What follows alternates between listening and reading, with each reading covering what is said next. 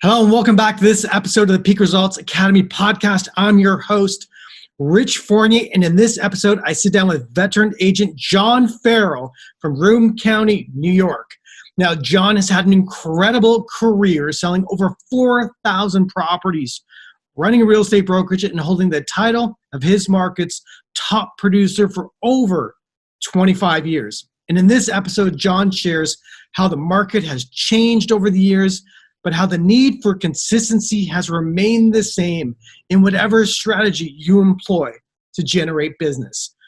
He shares his pillars of success that anyone can use to get started in real estate and 3 must-read books that will set you on the path to business mastery. So stay tuned and hopefully you will enjoy this awesome episode. Have you ever wondered why some people thrive in all areas of their life? Welcome to the Peak Results Academy podcast with your host, Rich Fournier. Each week, we interview industry experts who consistently dominate in the fields of health, business, and beyond. Our mission is to share their personal struggles and strategies so that you can create your own peak results. Hello, everybody. Rich Fournier here for the Peak Results Academy podcast. I'm your host, and I'm super excited to have an American friend with us today, John Farrell from Exit Realty up in northern New York State. Is that correct? Southern tier of New York, Vestal, New York, Broome County. Broome County. That's great. Right on the bottom of the state, just before the foot begins to tip down towards New York, south of Syracuse. Well, you've had a hell of a career, my friend. Let's talk about that a little bit, man. Almost 4,000 sides closed in your career. You've been in real estate since 1984, and you're the master franchise. Used to be. You're not anymore for Exit. Okay. Yeah, 2011.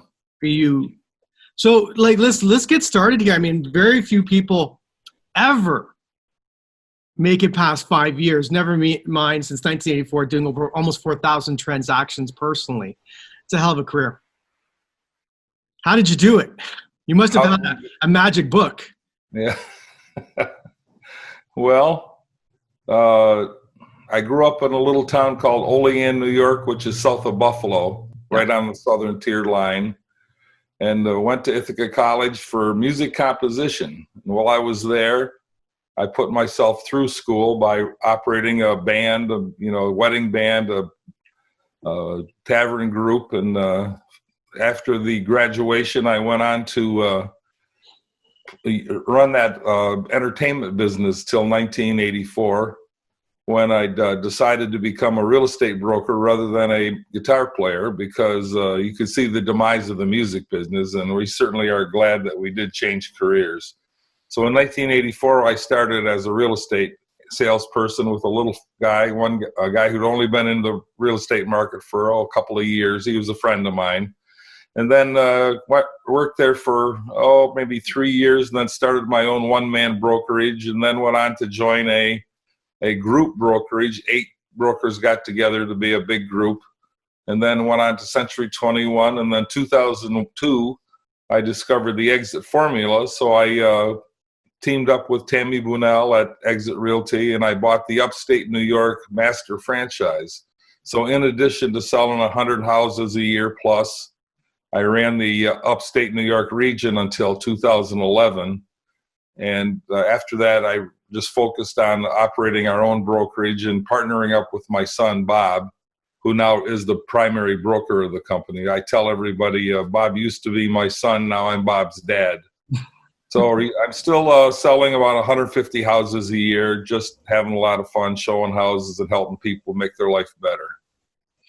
I'm still trying to understand the number of transactions, that I see that occurs, say, for example, in the U.S. We're here in Toronto, Canada. And this podcast does interview the top 1% of agents across the country in the United States and Canada. And some of you guys are just performing at obscene levels, over 150 deals a year individually. I'm not sure how someone has the time to be able to operate in that capacity. So maybe you can share with us a little bit about how do you generate that much business? Well, you do it one day at a time. I tell the agents that I coach, Your real estate career is like one sheet of paper on top of another from here to the moon. Everything you do every day from the time you start, it builds upon what I call your credibility. Our product in real estate is credibility. That's all we really have. People come to you and say, hey, John, what do you think? That's why we're in business. And the main thing that you do is keep your listing stock up, because from the listings come the buyers, and it just goes one thing after another. I could tell you a little story about myself. You are who you are, and you're taking yourself with you no matter where you work and who you work for. So there's been about 5 or 6 different events in my life that made me who I am from the very beginning. When I was a little tyke going to Sunday school, I can remember this just like it was yesterday.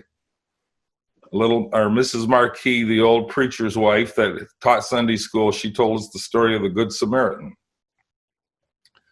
And I can remember distinctly right then in 2nd grade saying, wow, I want to be like that guy who helped the other guy. And it changed my personality from that point forward.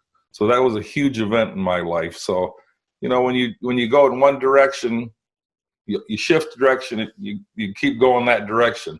You could have gone this way, you could have gone that way, but if you end up this way, it becomes the path of success. Another thing that happened to me is maybe when I was 8, 9, 10 years old, over in Olean, my mother said to me, hey, go down to the dikes and go across the South Union Street Bridge and hike up to the top of the hill. And there's huckleberries on the top of the hill. Do they have huckleberries in Canada? Probably do. Not in the concrete jungle. Yeah, the huckleberries are eeny blueberries, These days they're huge, but back then she said, pick 2 quarts of huckleberries and don't eat the huckleberries. Bring them back and we'll sell them to Mrs. Bartley, a lady who lived down the street from us, for 10 cents a quart. Put the 10 cents in your savings account so you can go to college. So that was a huge inspiration to me, because from the time I was 10 or 11, my mother gave me that entrepreneurial spark, which is, don't eat the huckleberries, put it in a savings account. By the time I was 18 and went to Ithaca College, I had picked huckleberries, shoveled the walks, mowed lawns, paper route, learned to play the guitar, started a band, and I had enough money in my savings account to pay for a year and a half of Ithaca College. This is now in 1966. 1966, yeah. So, and I always tell my friends, it's very humorous. When I went, it was $3,100 a year to go to Ithaca College. Now it's $60,000 a year. So those huckleberries blew into what today's money is $90,000. So it's $3,100 for back then. It's still a lot of money. That's a lot of huckleberries. That's a lot. That's quart. My goodness. That's for sure. So the secret to any business, I tell everybody I'm 72 years old. I never had a real job my whole life, because I ran my own band for 35 years, and then I've run my own real estate business for 36 years. And the secret, of course, is having that entrepreneurial spirit, getting up every morning and going to work and having the attitude with a servant's heart, which is, my mission is to help people's lives get better. That's what I do all day. I don't sell real estate. I help their lives get better. If it's good for them to buy a house or an investment property, I encourage them to. If it's not good, I encourage them not to, because the other person's life is at the center of my care. Sure is. Yeah. It sure is. Do you do a lot of traditional advertising to create your business, or you've been in business for so long it just comes to you now? That really is what I do. I do billboards. I think that's important. They say the purpose of advertising is to create your identity. You don't advertise houses, you advertise your own picture, because everywhere I go in Broome County, people go, oh yeah, I know you, you're the real estate guy. So that's the purpose. That really is the purpose of advertising. Yes, you sell the house, but the real purpose of all advertising, including your MLS listings, is to generate your own credibility, generate your own brand. Really, that's what's going on, because the more you do that, the more business comes your ways. Referrals are one thing, but just your general identity where people know. So when they come upon you, whether it's through realtor.com leads or Zillow leads or your own website leads, which is everybody's on the internet these days. Signs are still important because that's the same thing. It's that impact, that impressions they call that. So it's you're top of mind aware of everybody in your area. When I look at the top teams in our area, in any of the areas that I know of, the top are still doing old-fashioned marketing, branding, billboards, mail drops, etc. And even though they're doing everything online, they're still doing all the traditional advertising. Yeah, you want to be top of mind aware for sure. And when you look at the way the industry has evolved over the course of your lifetime, that's a very big involvement, from carrying the books around to carrying your cell phone around. Right now, you don't hold the inventory anymore. Really, I mean, you don't hold the data. The data is at the click of a button for anyone out there today. If you were starting today, John, how would you go about generating business with the competition and the internet? How would that change how you got started? That's an interesting question. I've found from word go with me, my mission has been to be the first out of the gate. My card has said since I've had cards, it says instant service. Call me now. And I answer the phone. Even today, I'm the last realtor in the United States to answer the phone. I just answer it all the time when I'm awake. I tell everybody, if I'm awake, I answer. You can call me at 4:30 in the morning. I'll answer then, but I'm not going to call at 8:30 at night because I went to bed. That's right. Would you so today? I mean, you were the master you had the master franchise rights for Exit Realty in 2002. Different model than some of the traditional brands. And we see some other brands that have adopted the model today. How would you advise agents to, doesn't matter what model they're in, would you advise them to generate leads online? Would you advise them to, mail drop, door knock, which may not be a good idea in the COVID era? Yeah, I've never door knocked, although the guys who do it consistently, whatever you decide to do, you should do it consistently. I tell everybody the story of when I was in first grade, I had to go to the hospital for a little thing I had done. And interestingly enough, from that point, from first grade till I graduated from high school, I never missed a day of school. So the continuity, I think, is very, very important in your own real estate career. And you can't start and stop because when you stop, you have to start over again. It's always continuity, and this is true in your daily effort as well as the effort between your clients, your people, your buyers that you're working with. If you go to when you take your real estate course, they talk about procuring cause, right? Procuring cause is the uninterrupted chain of events that leads to a sale. The key thing there being uninterrupted. If you don't keep contact up, you drop off the face of the earth. And the way people are today, if you don't call them back in 19 seconds or text them back in 19 seconds, they're off and running. Even as much as I do it, you can't keep up with everybody all the time. I had 2 leads for a house yesterday. I called one 10 minutes after they texted me, and they were already had made the appointment with somebody else. So that's just the way it is today. So you have to be quick, but you have to have enough leads so the ones that fall through still give you plenty. Fair enough. You really got to keep that pipeline full today. Back in the day when we first got started, I met this lady who was with another brand, and she said she's made a whole career out of having 250 people in her database, and that was it. And she said, that's all you need. And then I look at today, and all the top people that I speak with today have thousands of people in their database. There's no way they could survive off 200 people today because there's just so much competition. Mm-hmm. I have about 16,000 phone numbers in my phone. And there's different, I've studied and looked at all the coaches there are. Yep. And they all have viable system. And it's like this, the system that works is the system you work. Right. And, I have my own way of doing it, but there's all these other ways are also viable systems. The lady with the 250, if you massage them, like they say, talk to them, 6 touches every 90 days, all that stuff, that certainly does work too. It all depends who your 250 people are. That's right.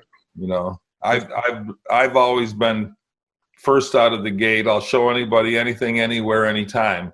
But our marketplace, 20 minutes gets you everywhere I'm going to go from where I am. So it's easier to do it there. It isn't like Toronto where it's an hour and a half drive for 6 blocks. We call 2 people at a stop sign a traffic jam around here. I was out with clients on Saturday. I was in the car for probably 10 hours. The geographic area that we were looking at. And how many houses did you see? So that 9th to the 10th hour, we'll take that way. That was a revisit. But for the first clients, we saw 9 houses. We were about 8.5 hours. Yeah, so an hour a house. Around here, it's 10 minutes a house.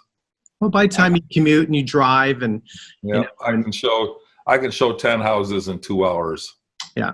Without blinking, because they're closer together and there's no traffic in between.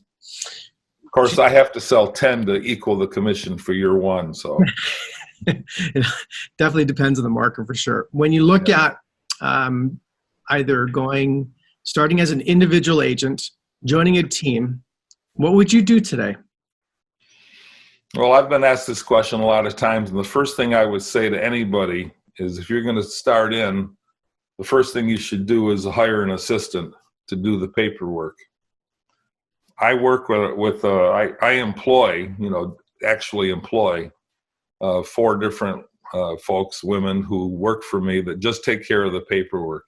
One does the contracts and helps the customers through the paperwork. Another one does the marketing. Another one does all the closing, inspection hassles.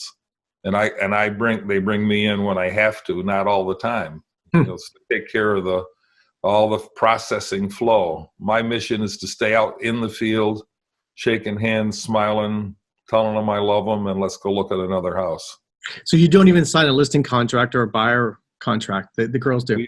Around here, I don't know if anybody does that around here. By the time you can explain a buyer contract, I can show them 5 houses and sell them a house. Got it. Got it. And people our board of realtors is very friendly. Nobody steals each other's buyers. Yeah. Because it's a small town, and that's just the way we are. It's a great bunch of people. We have about 300 active agents, and they're nice folks, all of them. Got it. When you look at so if your son was to start today and you didn't have the brokerage, what advice would you give him today to get started in the business? Well, like I said, the first thing I do is have him get an assistant to do the paperwork. But if he has no business, what's the sense of having an assistant? Well, as soon as you get the first contract, don't get caught up in all the minutia that goes on there. Go find another buyer. Obviously, you'd have to do your Realtor.com, Zillow leads, and your marketing, and just as a for instance, I'll give you a for instance. Yesterday, I was in the subway between showings grabbing a sub, and there was a guy standing behind me, nice fellow. We got talking a little bit, and I bought his lunch, gave him my card. Now, who's he going to call for when he goes to sell his house, whether it's this year or 10 years from now?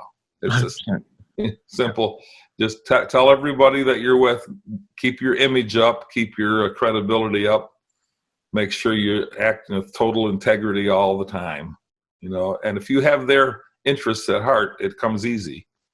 If your personality is such that you're really there to make their lives better, it comes through, because I really do believe that. Where I go to church, it says love one another. So that's how I do it. I call it everybody that I say I'm in the real estate ministry. Selling houses is just part of it. There's many, many times you're sitting at the kitchen table with the widow, the friend, the distraught person, and you're there as much as the pastor is, as much as your other people are. You're just a person in their life that's right at that point. Maybe you can get them over this way instead of that way. It's great. That's wonderful. And that is our job, is to serve people to the best of our ability. When you look at the industry itself, do you see it continuing in the direction that it's doing, or will the traditional real estate models go by the wayside? Because there is some changes happening out there with certain companies, and we're seeing some change. And do you there certainly are people trying to take our job away. When I first started in 1984, I was to an exchanger group. You know what that is? Like a B&I? Well, back then it was like the commercial guys that got together and passed leads around and educated each other and da-da-da. Back then, Help You Sell came around. Everybody says, oh my God, this is going to be the end of real estate. And then came the internet and everybody said, oh my God, it's going to be the end of real estate. Well, here we are, and there's 17 other things, and who knows? It depends on, the way the robots are running everything. But I still think the more technological people get, the more they need the personal touch, the more they need the personal advice. I tell everybody, it used to be the agricultural age back 500 years ago. Then it became the industrial age. And then they said, oh, no, we're out of the industrial age. Now we're in the information age. And I say, okay, but the information age is over with. What we're in is the explanation age. Because you can have all the data in the world. Now, you're a very smart guy. And how long have you been selling real estate? About 10 years. 10 years, okay. I'm still a freshman or a sophomore, we'll call you. I love it. Thank you. But if you came to Binghamton, Greater Binghamton, where I am, as smart as you are, you'd be scratching your head going, hey, John, what do you think of Laurel Avenue? What do you think of the house over on Griswold? You're right. See, I've been up and down those streets for 35 years. I know everything there is to know about them. So, but you're as experienced as you are, you'd still be asking me, what do you think about that one over on Laurel? You're absolutely right. I would. So that's really the crux of our skill, our wisdom. We sell our wisdom as much as we sell anything. We're here for our credibility is based upon the wisdom we really have. And yes, we can't predict the future because everybody says, how long will it take for you to sell my house? I said, right up to the day somebody buys it. I'll let you know when that happens. Everybody wants us to be a wizard, but we can only do what we can do. Why is it that, in the game of real estate, we have maybe a 90% churn rate in the business, meaning that 90% of agents will leave the business within the 5-year period of time? It's actually 82%, but yes, you're right. That's what it is in the United States.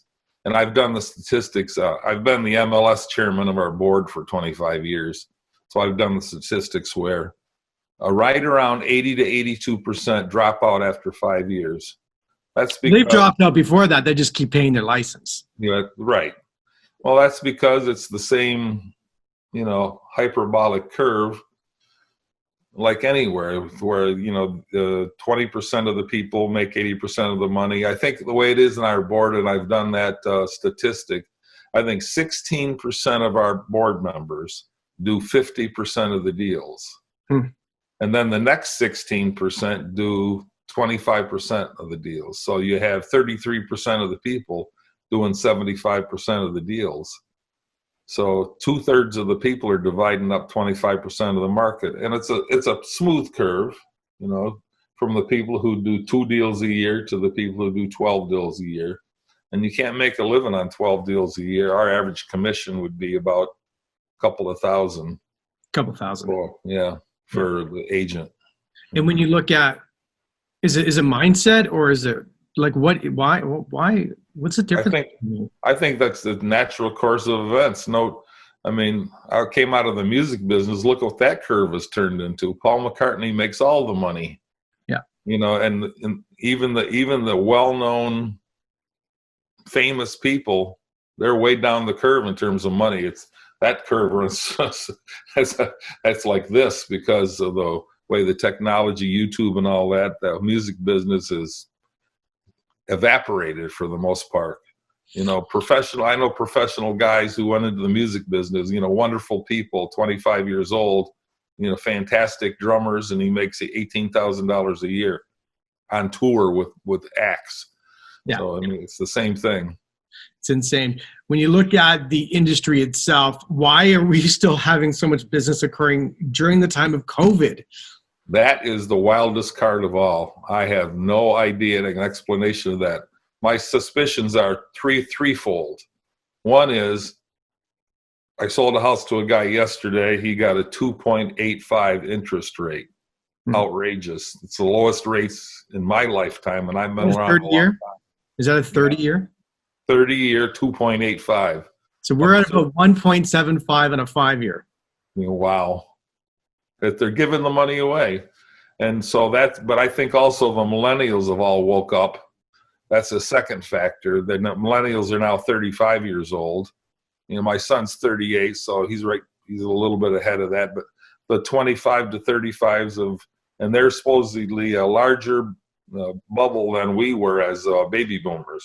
I come out of the baby boom bunch, so the millennials are even larger than we are, and they're finally getting into their 30s and saying, hey, time to buy a house. Can't help myself because rent's higher than, you have that inverted thing where you can buy a house for $1,000 a month when the rent's $1,200 or $1,500 a month around here anyway. Same story. And the third thing is, because of the COVID, we're seeing some flight from New York City, Long Island, Westchester County. We're seeing some of that coming into upstate New York, which I've always said, I don't know why anybody lives down there anyway when it's so beautiful up here. You live in one of the most beautiful places in the country, for sure. We can sell you a nice enough house, very livable house for $50,000. The mortgage is $225 a month plus the taxes. The taxes are $400 a month, and the mortgage is $225. Well, we're not allowed to go across the border today, or else I'd be down there. Yeah. So I think those are the three things that are going on. But our inventory's never been this low. We typically have around 1,100 houses for sale, residentials, and we're down less than 500. Wow. If you were to start today, would you start a brokerage again? Well, that all depends on your personality. Even when I started my first brokerage, I hired the broker because inherently I'm a salesperson, not a manager. Got it. It's a different personality. Management is a totally different thing than sales, and you got to do what you like to do, because if you don't like what you're doing, you're not going to be very good at it. So right from word jump, I employed a broker to operate the company. And then about 9 years ago, my son took over as the broker, and he's done fantastically well. He went to college to be a pastor. And after graduation, he calls me up and says, Dad, I got 2 job offers, one for nothing, one for $20 a week. I said, I guess you'll join the real estate ministry with me. I'm going to ask you a question that's kind of on my heart right now. And have at it. Your business model with Exit, right? It's it's basically a direct sales model that allows you to build organizational teams to work together to grow your not only your sales business, but create a residual income stream on the back end. And of course, there's a couple other companies out there today, I won't name them, but who are, similar in model.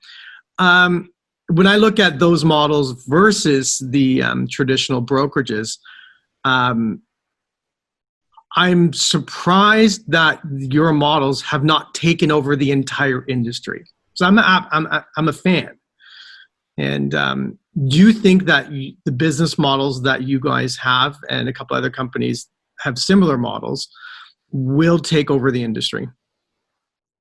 I think the way society today is that because of the technological aspect of our world, I think you just get more splintering all the time.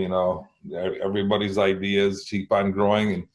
And part of me as a capitalist, entrepreneurial thinker my whole life, I say hallelujah, welcome everybody, knock yourself off, try it any way you want.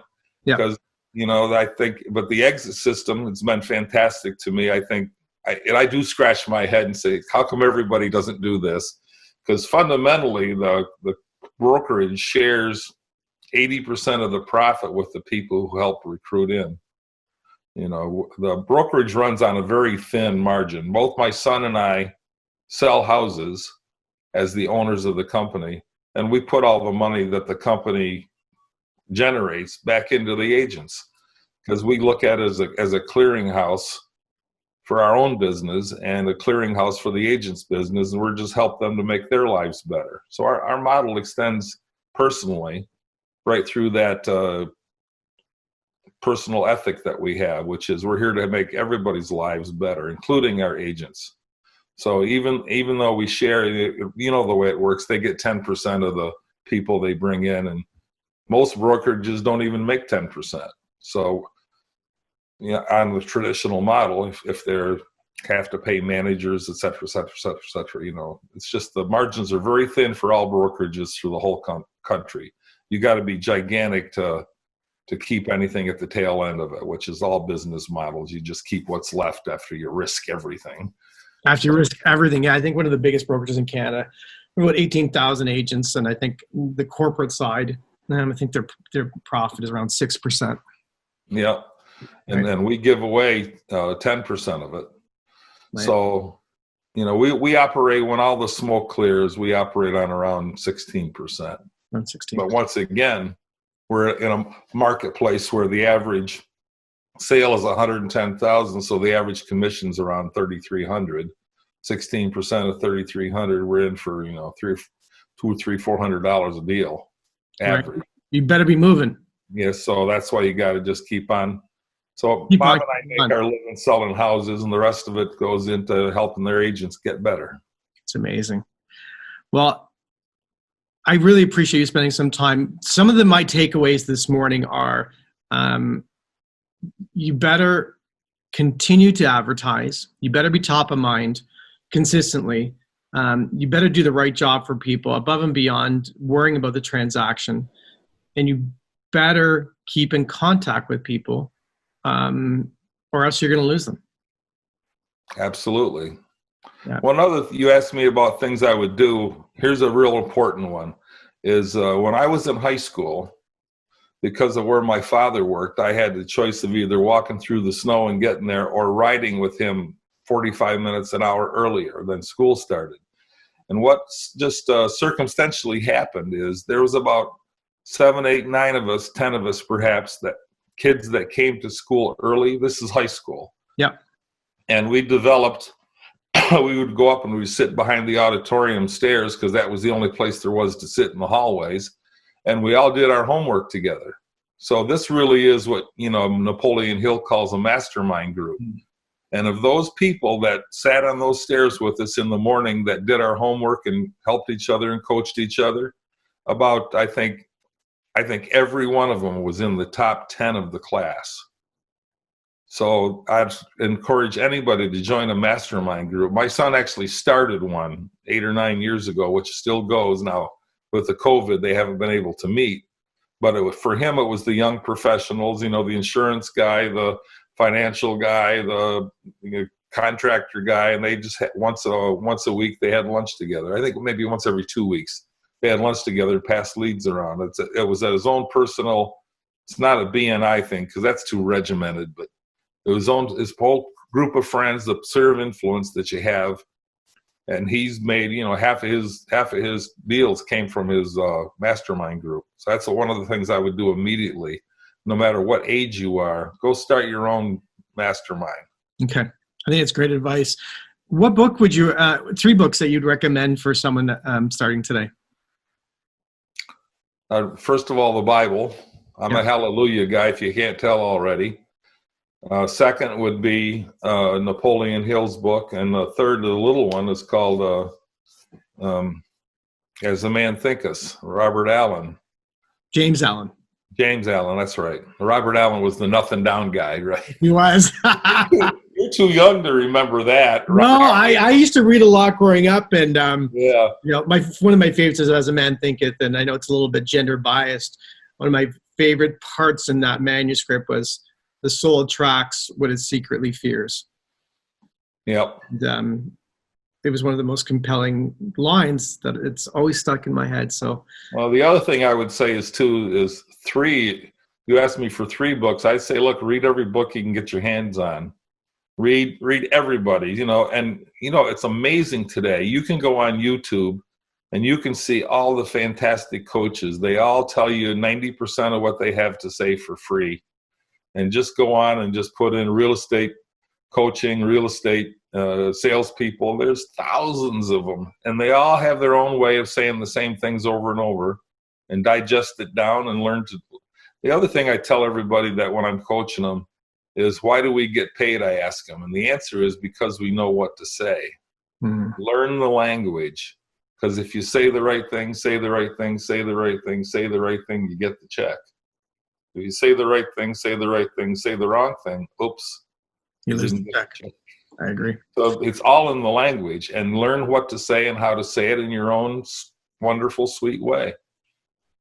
Well, I appreciate you very much. Thank you very much for spending some time with us today. I know our listeners will take a lot away from what you've said and the experience that you've garnered over the course of a lifetime of buying and selling real estate. So thank you very much. If someone wanted to get in touch with you down in the Finger Lakes region, what's the best way to reach you? Well, you can call me anytime, 607-760-5000. That's a great number, isn't it? It is a great number. I've had it for 30 years.